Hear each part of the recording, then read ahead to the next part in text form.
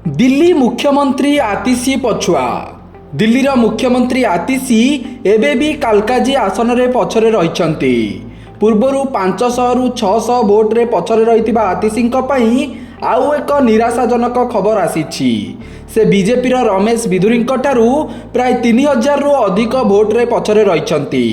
2020 रे निर्वाचन डेब्यू करिथिबा आतिशी एही आसनरु 11393 खंड भोट रे विजयी होइथिले, किंतु एबे तांकू झटका लागिबार आशंका प्रकाश पाइछि।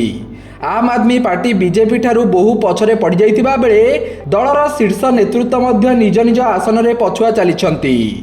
आम आदमी पार्टी राष्ट्रीय आवाहक तथा दिल्लीर पूर्वतन मुख्यमंत्री अरविंद केजरीवाल मध्य पछुआ चलीछंती।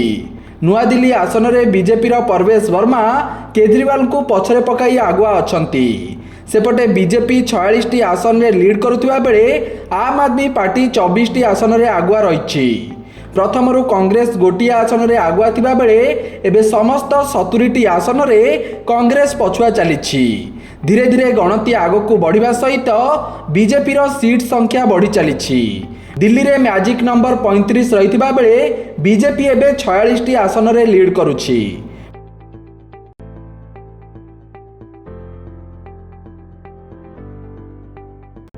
दिल्ली मुख्यमंत्री आतिशी पछुआ। दिल्लीर मुख्यमंत्री आतिशी एबे भी कालकाजी आसन रे पछरे रहिछंती। पूर्वरु 500 रु 600 भोट रे पछरे रहितिबा आतिशींक पई आउ एक निराशाजनक खबर आसीछि। से बीजेपी रमेश बिधुरींक ठारू प्राय 3000 रु अधिक भोट रे पछरे रहिछंती। 2020 रे निर्वाचन डेब्यू करिथिबा आतिशी एही आसनरु 11393 खंड भोट रे विजयी होइथिले, किंतु एबे तांकू झटका लागिबार आशंका प्रकाश पाइछि। आम आदमी पार्टी बीजेपी ठारू बहु पछरे पड़ जाइथिबा बेले दलर शीर्ष नेतृत्व मध्य निज निज आसन रे पछुआ चलीछंती। आम आदमी पार्टी राष्ट्रीय आवाहक तथा दिल्लीर पूर्वतन मुख्यमंत्री अरविंद केजरीवाल मध्य पछुआ चलीछंती।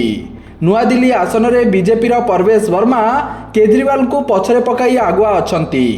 सेपटे बीजेपी 46 टी आसन रे लीड करुथिबा बेले आम आदमी पार्टी 24 टी आसन रे आगुआ रहिछि। प्रथमरु कांग्रेस गोटिया आसन रे आगुआ थिबा बेले एबे समस्त 70 टी आसन रे कांग्रेस पछुआ चलिछि। धीरे धीरे गणति आगकू बढ़िबा सहित बीजेपी रो सीट संख्या बढ़ी चलिछि। दिल्ली रे मैजिक नंबर 35 रहिथिबा बेले बीजेपी एबे 46 टी आसन रे लीड करुछि। Bureau report Satyapath news.